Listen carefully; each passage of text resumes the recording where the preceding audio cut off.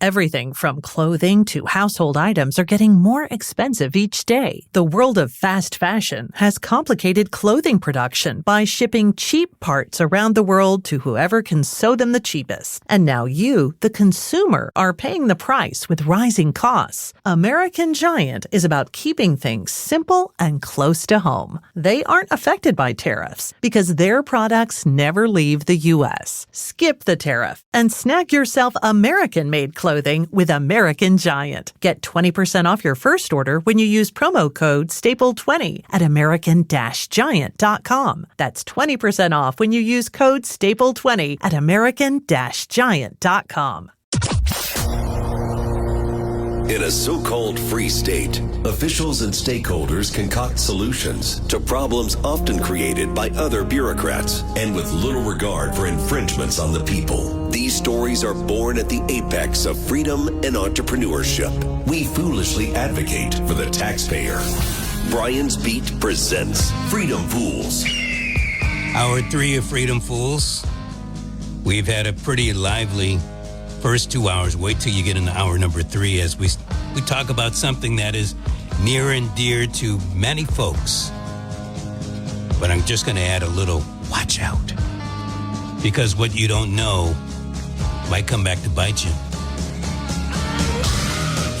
Yes, we are back for hour number 3. Over the past few years, we have been told that you're going to need this thing called the Real ID. COVID came and folks got a bit of a reprieve. But as of May 7th, you're supposed to have that Real ID if you want to fly on an airplane. The Real ID if you want to go into a federal building. The Real ID, the Real ID, the Real ID. Where do you get the Real ID? You get the Real ID at your registry of motor vehicles, or in other states known as the Department of Motor Vehicles. I recently, as many of you know, went on a trip for a couple of weeks out to California. I did not drive my motorhome. I did not drive my bus. I decided to fly. I did not have a Real ID. Did not need a Real ID. I have a passport because I've been known to leave the country.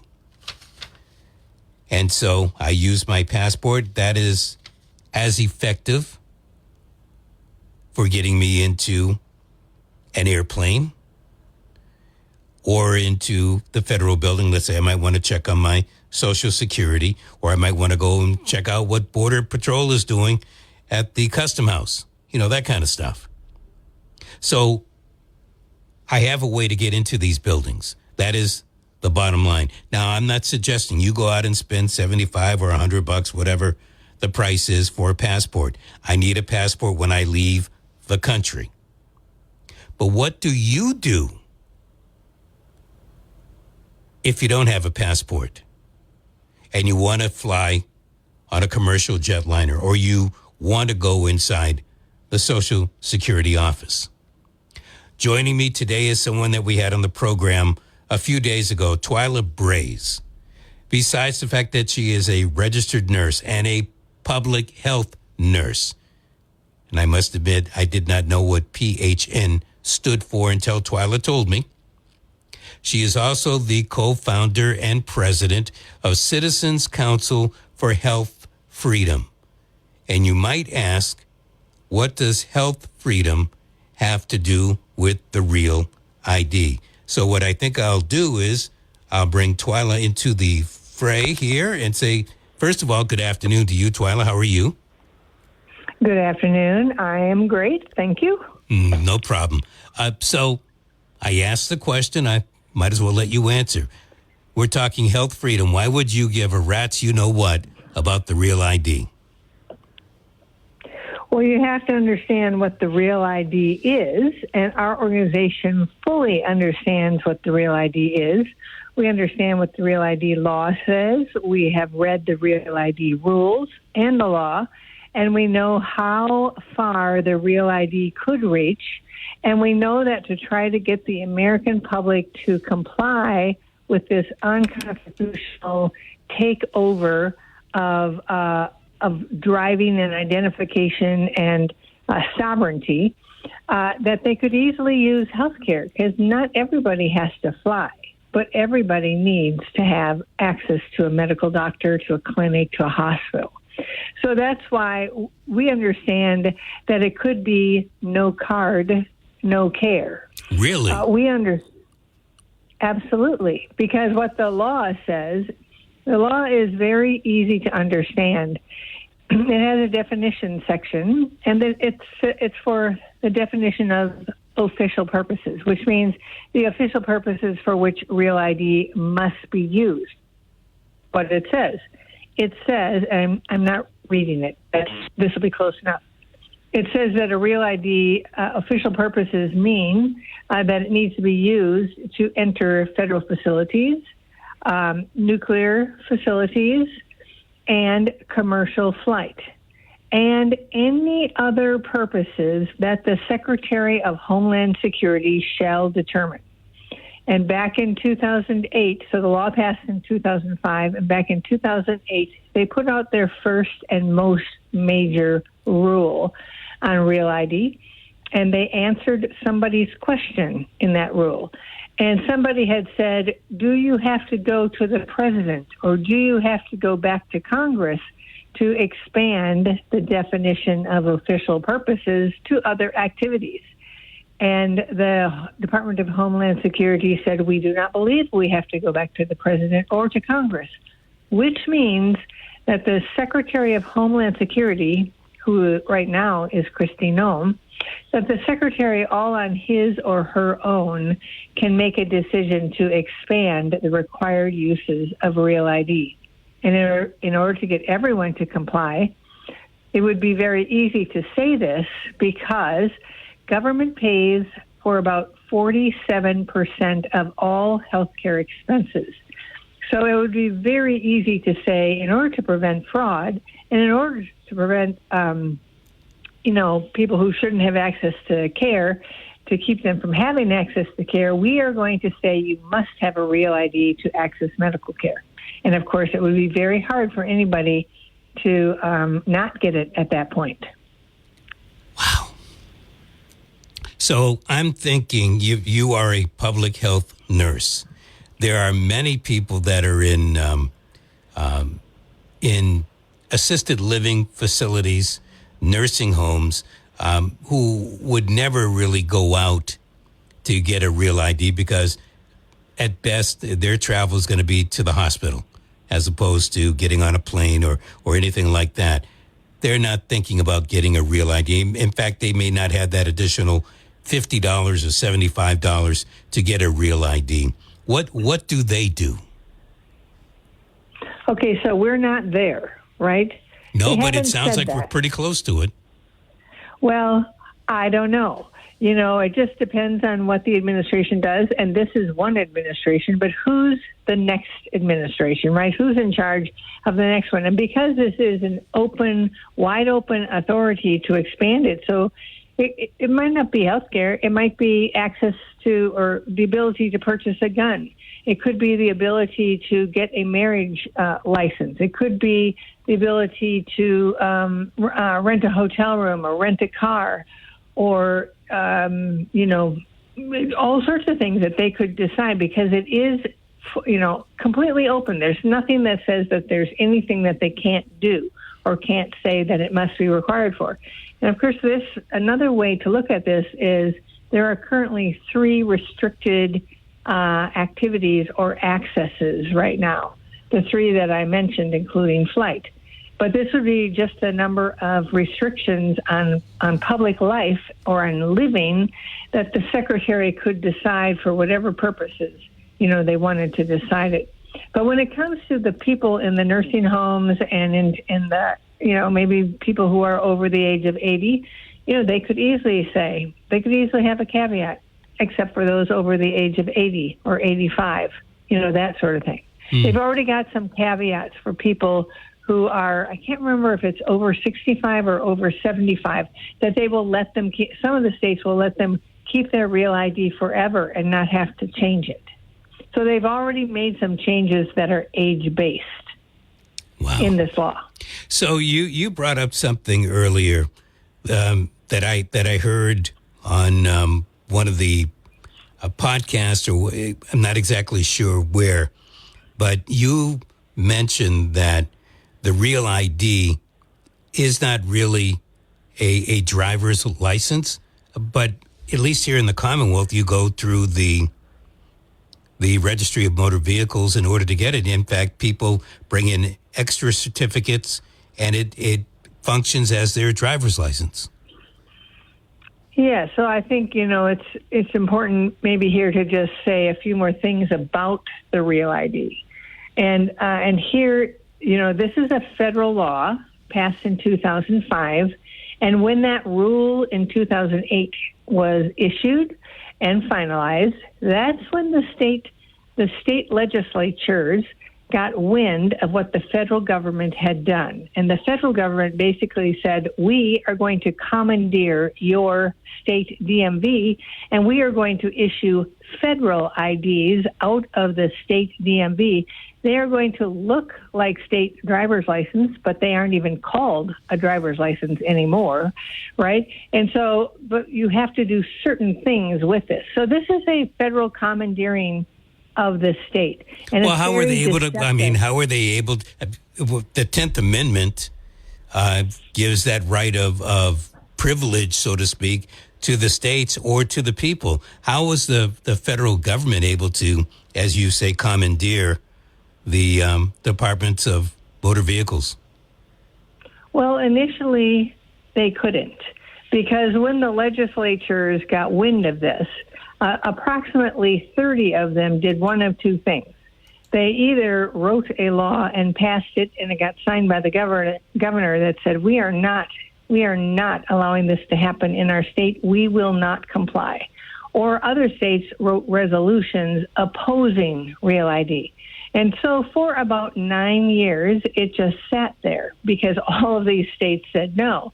But in late 2015, President Obama from rooftops said to the American people, if you don't have a Real ID next year in 2016, you will not be able to fly. And that's when the national media picked it up and heralded it everywhere over the country. And that got the American people afraid that they wouldn't be able to fly. They started calling their state legislators and saying, fix this problem. I have grandchildren to see. I have a summer home or a winter home, or I have vacations to take. I need to be able to fly, and you need to fix this problem. And so one by one, state legislatures caved, and they started passing laws to comply. That said, we have discovered in our most recent research that there are states that simply complied with the federal law, and no state law was ever passed telling them that they could do that. It's been an interesting surprise. But that was based on the 10th Amendment that all of these states said no. And so it is still unconstitutional, even if all of the states have now said yes. Whew. Wow. But what was the reason for, I guess, our registrar? We call it the Registry of Motor Vehicles. What would be a reason for the registrar or the State Department of Transportation to want to piggyback? I mean, just because people were worried, if everybody said no, then the federal government law is oblivious.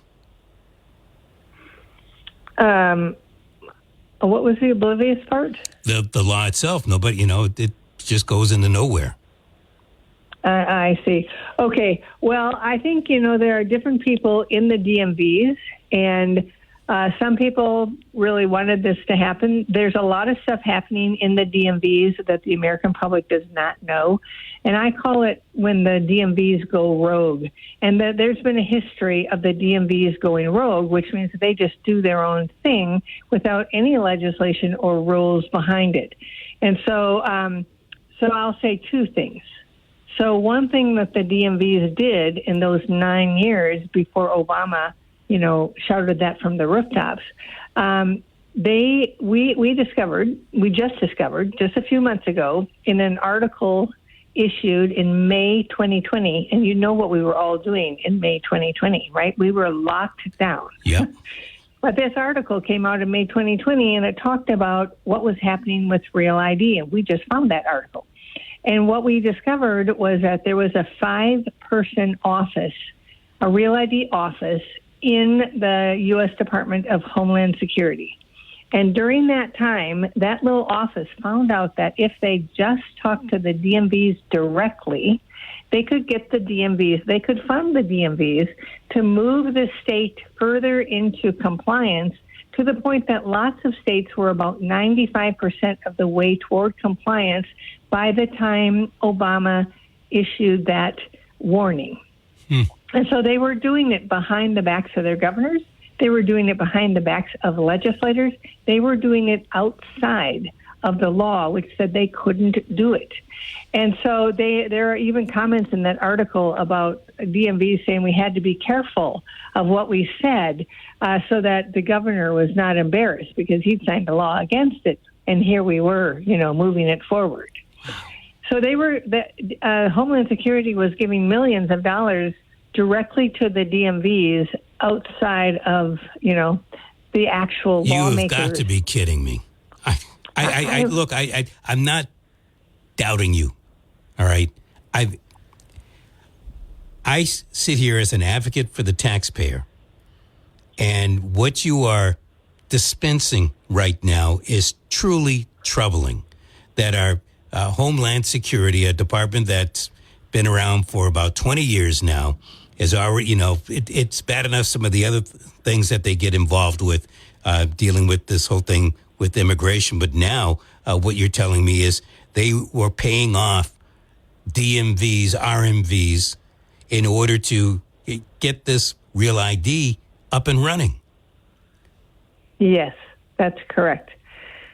In our time, our organization, which is located in Minnesota, fought this to the mat in 2016 and 2017. We won in 2016, we lost in 2017, and it was just, there were all sorts of big players that wanted the Real ID in place. But one of the things that we discovered along the way is a system that the DMV set up and is federally funded, and I believe it's located in Mississippi, and it's called SPECS, SPECK, I think.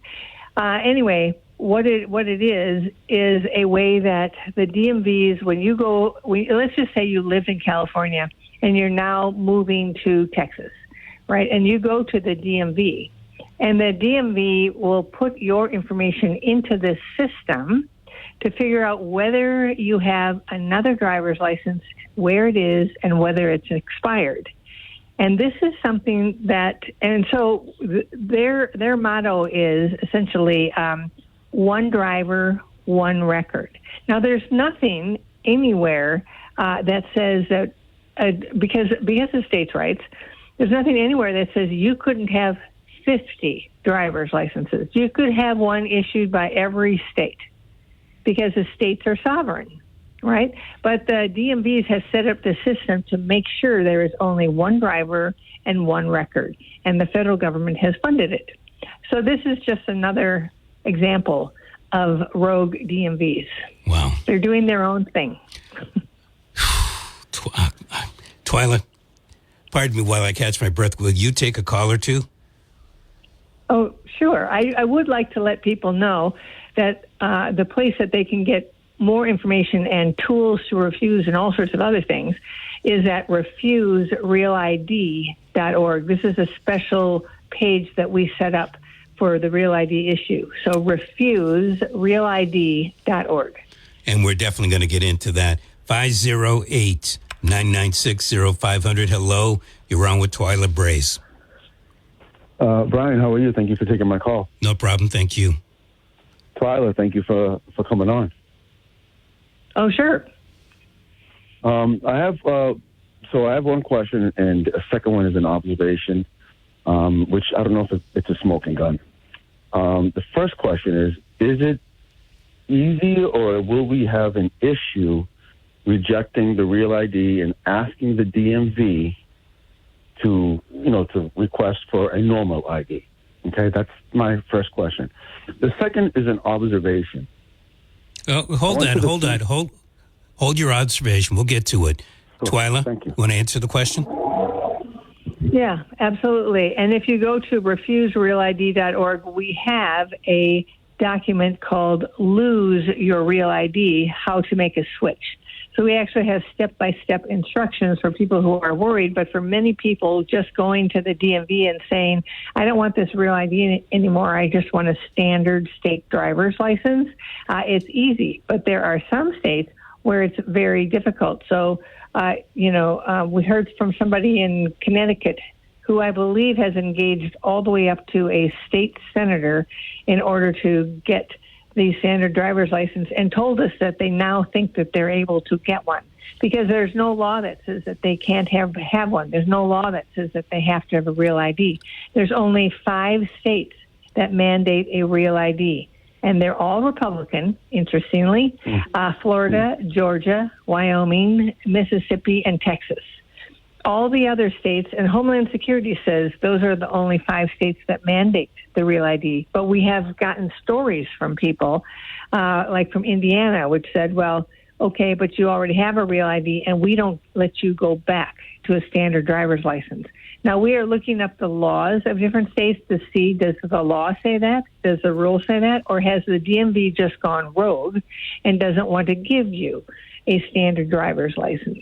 So we're really, for anybody who's listening and does it, please send us your stories. We want to know where it's working, how it's working, what happens in the DMV in California. Somebody sent us a story, and their words were easy peasy.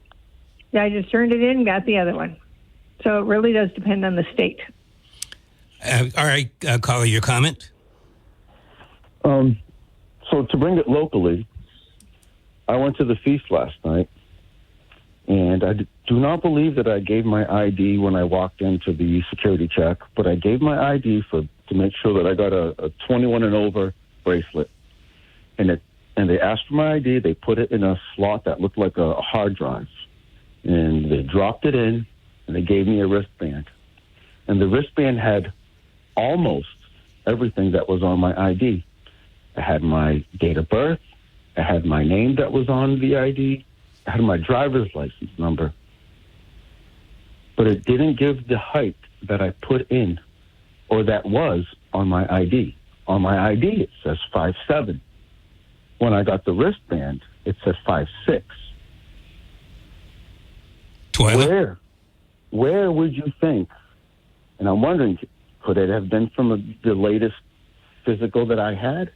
Why would my ID have... I'm not worried about the height. I'm wondering how it got to 1 inch shorter. Well, I just think it's interesting, and people have to really think very carefully about it, the accumulation of information, because to what degree is your data now all captured by their system or shared with another system?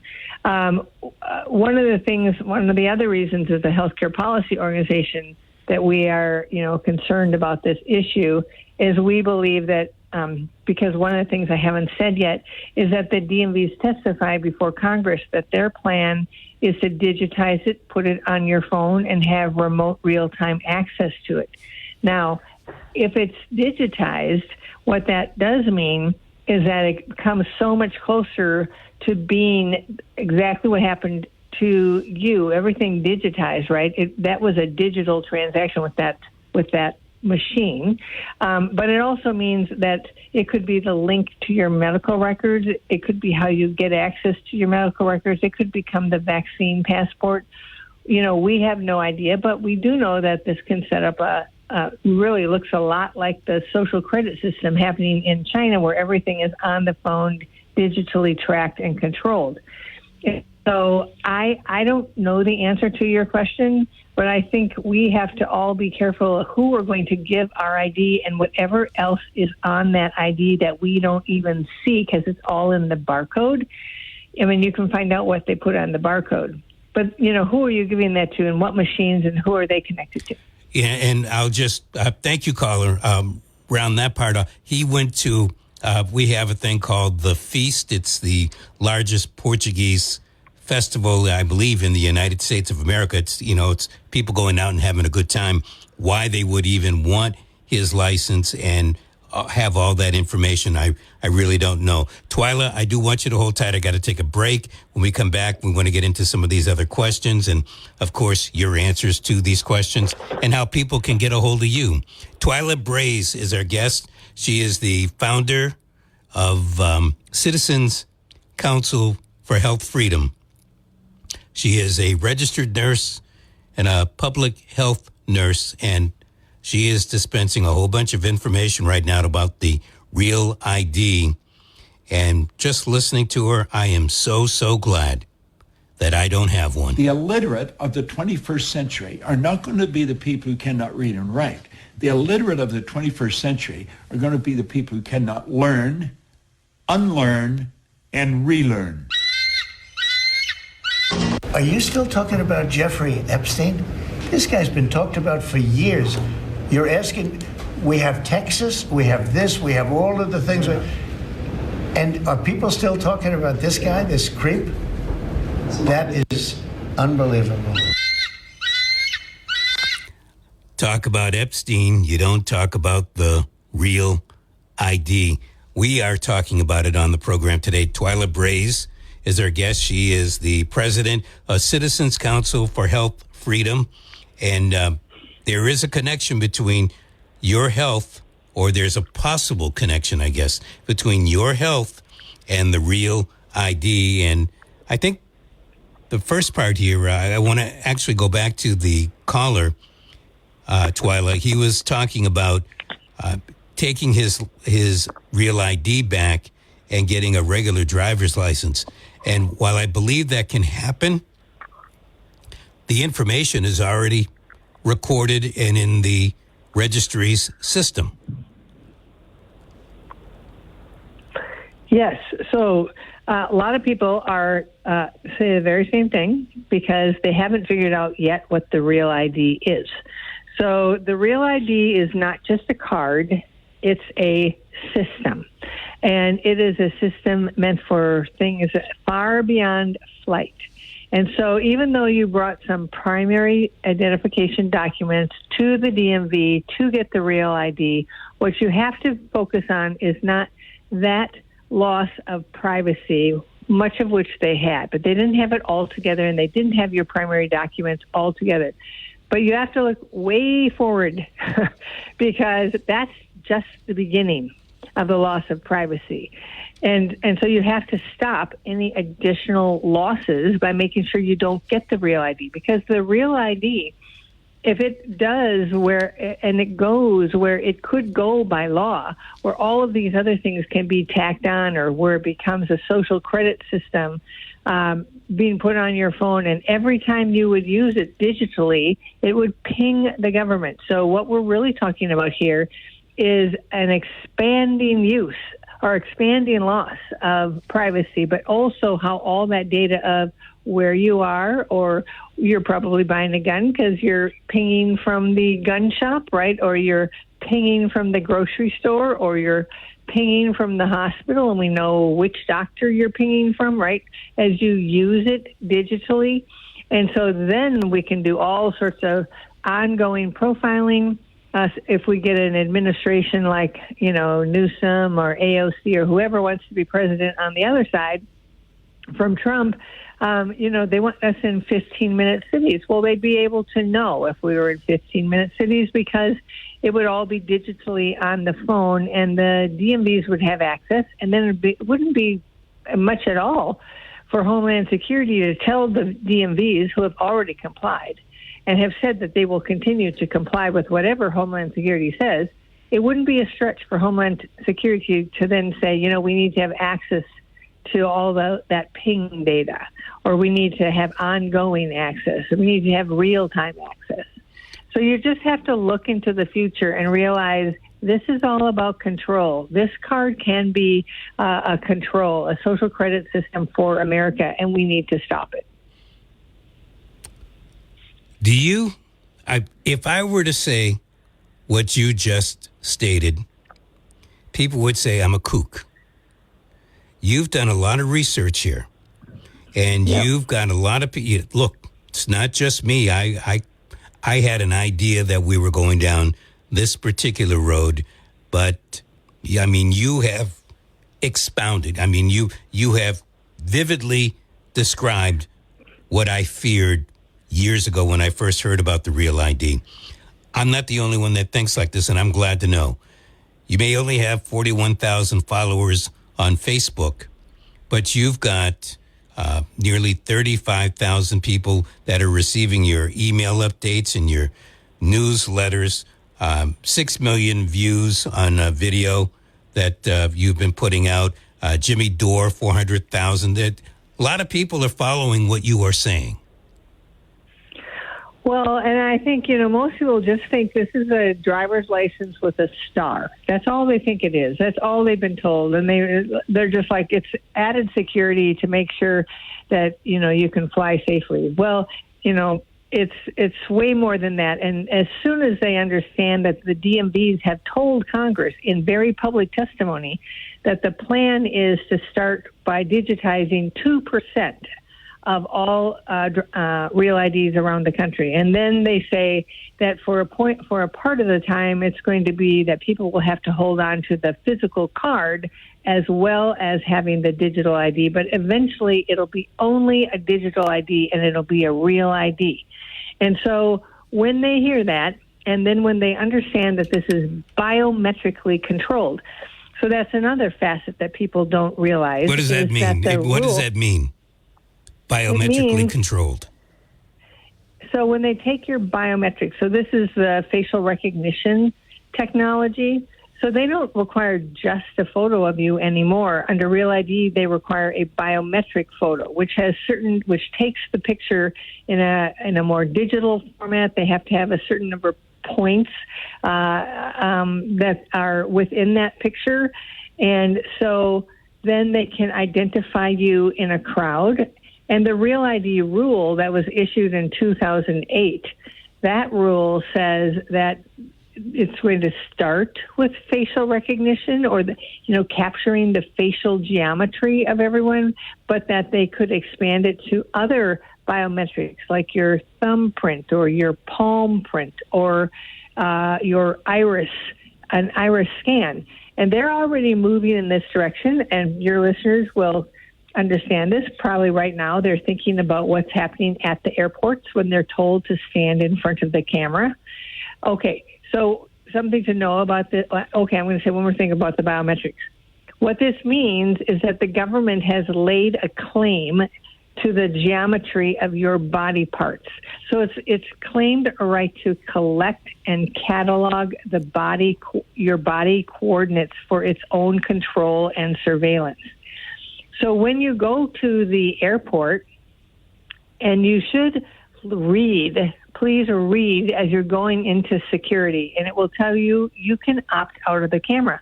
Most people don't because they just think this is really innocent. Well, it's not innocent, and I believe that they are training the camera, using the cameras to train the software so that when you have a 3-year-old ID or whatever, right, that they are able to still figure out who you are when you're wearing a hat or glasses or you got older or you got more makeup on or, whatever it is. You got a high collar, a hat, because they're not actually mandating that you take off the hat at the TSA.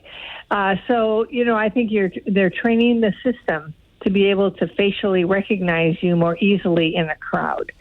And then I will bring up the fact that if people take time to look at the airport, they will see a company name called IDEMIA, IDEMIA. IDEMIA is an international company located in France. It has a $46 million contract with the TSA. It is doing you will see the IDEMIA equipment around the TSA agent at the security checkpoint. If you look at TSA PreCheck, you will see that it is run by IDEMIA.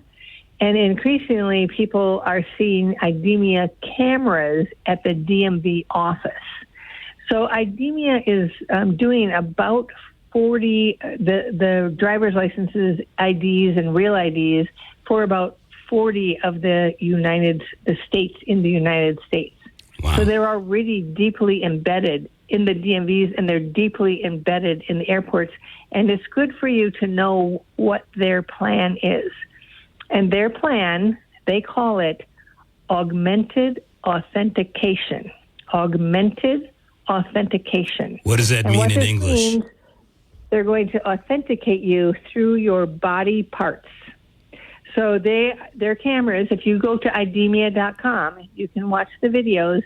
They expect to be able to identify you from about 12 to 20 feet away, and your name will pop up because they have you in the system. Their goal is you will never have to show a paper. You will be showing your body, your gait, your irises, your face, your palm print, your thumbprint. It'll all be digital biometrics. So they will have the coordinates of your body, and which is, in my opinion, that is a Fourth Amendment violation, that the government should be able to collect the coordinates of your body without your consent and use it for their control. But you know what? You do consent when you sign for your real ID, when you bring that paperwork in.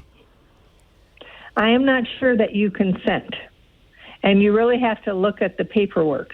Does it say that I am consenting to a biometric digital photograph being taken that's being put into a system for future facial recognition technology tracking and identification? I don't know, because I don't have a real ID.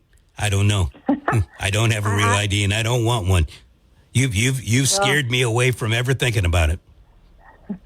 Well, so I will tell you that a Democrat U.S. Senator by the name of Senator Merkley, he from Oregon, he is just raving about his angst and unhappiness about these TSA cameras. He's putting it on TikTok and Instagram. He's got a bill that is a bipartisan bill, both Republicans and Democrats, to shut these cameras down at the airport. And all right, so I want you to hold. I want to get into that in just a sec. Got a caller who's been waiting here. Then we're going to come back to that, because I think this is important. We want to find out what our Congress people are saying and doing about this. Hello, you're on with Twyla Braze. Hey, Brian. Hey, Twyla. What's up? Hey, Twyla, have you heard of some states are using these enhanced driver's license real IDs that have RFID technology in them that'll scan and track everything where it's needed and used? Yeah, and so the enhanced driver's license, there's just 6 states, I believe, and they're all border states. The whole idea with the enhanced driver's license is that you can go to Mexico and you can go to Canada without needing to get a passport. And so there are 6 states that have that. It does have an RFID chip, and when the states give you that, they have it with a star on it. So it's essentially considered a real ID in the states. But you have a choice to not have an enhanced driver's license, and you can choose instead to have a standard state driver's license. Mm-hmm. But some buildings people are not going to be allowed access to, and there's nothing in that Real ID Act of 205 that puts a limit. And like you said, they can just keep adding things. Now it's going on buses, you need a Real ID. Now it's doing this. It's just a very, very awkward road that we're being forced to walk on. And they're going to turn into a slide to dump us into this. But you're not forced. And so that's the important thing, is that there are some states that are forced, but this is really a power of the people, and they are very concerned. And you can see it in the latest Real ID final rule, the latest rule, which came out in January. Their concern is that it takes, somewhere between, 4 years to 6 years for people to come up for renewal. And it's like they don't want to wait that long. There's 44% of all cards and IDs that are not Real ID compliant. They want to bring that number down. We want to bring that number up.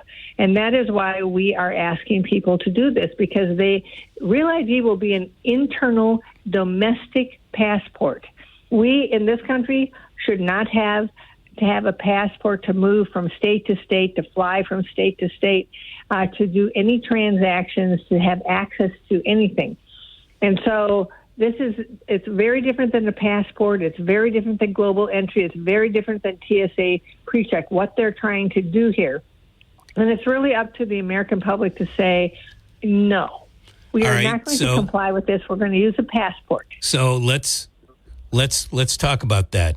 You're trying to get people to opt out, and you have something on your website or affiliated with your website. What does it do? What does it say? Yeah, so this is our Lose Your Real ID one-pager. And so it gives you some reasons. It gives your rights on the front of it. And if you really do need to do a whole step-by-step thing because you have a recalcitrant or rogue DMV agent, we actually have that on the back, too. You certainly can contact your member of the legislature or of Congress and say, I have a right not to have this thing. Help me. But most people are just trying to do it and are succeeding to do it on their own because most of the DMVs, there's no law that says you can't have a state driver's license no matter what they're doing. For example, South Dakota, 99% compliant versus Maine, which is 26% compliant. So South Dakota, 99% compliant, and people are getting wind of it, and they're calling the DMV, and the DMV is saying, well, yeah, just ask for a state driver's license. But see, the DMVs don't ask people which one you want. They're just giving people the real ID, and they're not telling them what the real ID is. It's a federal ID. It's not a state ID at all. And so turning it in is what everybody needs to do. We have to change the trajectory, but you also have to tell your legislators. There are 8 states now that have legislators who are writing bills or have introduced bills or introduced proposals or resolutions to get rid of Real ID or to at least make sure that you always have the option to not have Real ID. Is Massachusetts one of those states? Are any of the representatives from Massachusetts, to your knowledge? I don't recall Massachusetts being one of them. The latest one that we heard of was Oklahoma, but Maine has a bipartisan bill, the state of Maine, to do this, to give people the right. To opt the entire state out of Real ID, and it's a bipartisan bill. So, and that's introduced by Representative Laura Libby, a Republican, but all the co-authors are Democrats. Wow. Where do you want to take it from here? I mean, is that job one, get people to, and because my guess is there are a lot of people listening to the show and here in the Commonwealth of Massachusetts that have that Real ID because they've been brainwashed into getting it. Yeah, so we, on our website, this issue website, right? Because our our main website is cchfreedom.org. We're a health freedom organization, right? But we have this special website, refuserealid.org, and there are a variety of documents you can use. So we've got Refuse Real ID, a practical guide. So there's like 5 steps there, a practical guide. We've got a document called 10 Reasons to Refuse Real ID. We've got a document that gives you the history of Real ID on a simple 1-page timeline so you can see what happened and when it happened. We've got all these documents that you can easy to understand that you can share with your legislators and share with your neighbors and friends. You have to tell your neighbors and friends. I like to tell people that when you're, at a party or when you're at a dinner or you're having a restaurant, waiting for your food to come, just ask them, hey, do you have a Real ID? And they might say, I'm not sure, because a lot of people don't know. And then say, pull it out. Let's see if you have a star. And then do you know what the Real ID is? It's a federal ID under federal control that they plan to digitize and have government access to it. And here I can show you exactly where to go with the real documents, that show this. So So I think, this is where the public engaging is exactly what they don't want to have happen. And we're also working with the state AGs, trying to get the AGs to act, but the real power is in the states. In the people refusing and just getting a passport instead. So just get a passport card. A passport card is the same size as a driver's license. You can carry that anywhere.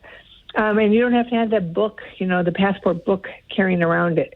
But just get that and make sure that you help thwart this plan to move the entire country into this federally controlled surveillance system. It's a national ID, but it could also be connected to the global ID. There's a plan here for, an ID that works around the world, but then everybody else, around the world can also be controlling and tracking.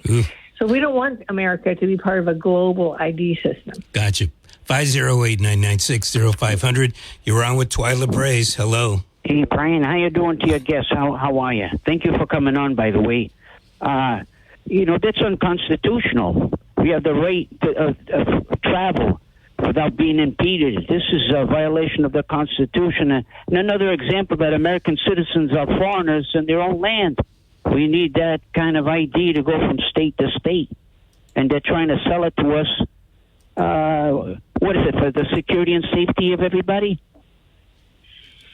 Yes, that would be what they talk about, more security, more safety. Then there are legislators who want to use it for voting ID. But the last thing that you want is the federal government in control of voting. This is, inherently a states' rights issue. And to have a federal ID in order to vote is not good. Well, and so we don't want to move that way. I'm sorry, because I hear this, and we're told that in Massachusetts that people that are not U.S. citizens cannot get a real ID. How's, if you're going to have this right to travel, how and right to go to a doctor down the road, how do you not have people that are not U.S. citizens with a real ID? Well, one thing, just to clarify, there are non-citizens who can get a real ID as long as they have a legitimate purpose for being in the country. But I will say, imagine all the people in this country who are citizens who have turned against the country. This shouldn't give anybody comfort like we're going to stop terrorists because we're going to make sure that no terrorists have a real ID. Well, the terrorists might be right in the country, and they might even be citizens. Right? Nobody in this country should be imprisoned by a national ID system, a federal ID system, with this faulty thing about we're going to stop terrorism and keep you safe, by making sure you're under this federal system. My last point is that we've been sold out. If we American citizens now have to provide for a real ID, you can't travel in the United States. The United States has been sold out. We need a passport. Like Brian says, you can go anywhere you want. Well, there's a lot of things Congress does that Congress shouldn't do. So, yes, it's very unconstitutional. And the states said no in the beginning for a very good reason. And now we have to get them back to saying no. And there's a whole new, crop of state legislators who are just not even thinking about this. They don't know what it is. The law passed a long time ago at the state level. And it's time for the individuals to rise up and say, we figured it out. We know what this is, and it's up to you to protect us against this. So stand up and, get back our 10th Amendment rights in whatever state you're in, right? Well, it makes me wonder if you mentioned before how the DMVs were given money from Homeland Security. That money talks. I can see Homeland Security trying to do that same thing again. Yes, but the whole point of our campaign here to stop the Real ID is to get the American people apprised of what's going on. And thank you for giving some of those statistics.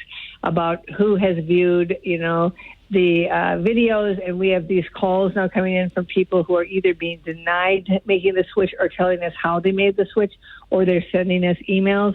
So we know that we are building an entire campaign across the country. In 2005, it was done by stealth.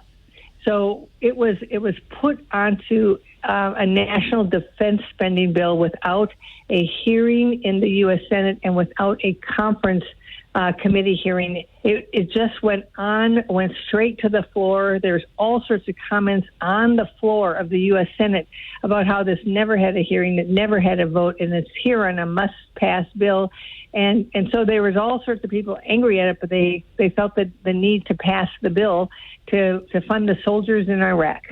And so nobody knew, really, across America what was going on here. It took 3 years for states to figure it out, and then states held strong until Obama, scared everybody in the country, and then everybody caved. And now people still just think this is a security function, and they don't understand it is a federal ID under federal control with far bigger ambitions beyond flight. That's the purpose of this campaign. I hear you. Well, President Trump, like him or hate him, he's all about states' rights. Any chance that you can put that bug in his head? Yeah, we sent as an organization, we sent a letter to President Trump, and somebody in the White House sent it to the TSA, who said we were blowing smoke on it being unconstitutional. So we redlined that letter, which you can find at refuserealid.org, and told the truth instead of what TSA told back to us. Twyla, so it'll take a little bit more work to get to Trump. Twyla, I'm going to have to bring you back another time. It's just unbelievable, and people want to get in, but I don't even have the time for them right now. I want to thank you so much for giving me even more time than we originally planned. Well, you are welcome. Have a wonderful day. You too. Enjoy your weekend. Twyla Braze, the president and co-founder of Citizens Council for Health Freedom. I'm sorry I couldn't get to the other callers, but we'll get her back. 75 in Mattapoisett, 79 in Swansea, 76 in New Bedford. Adios. Traveling around from town to town, sometimes I think I'll settle down, but I know I'd hunger to be free. Roving's the only life for me, a-drifting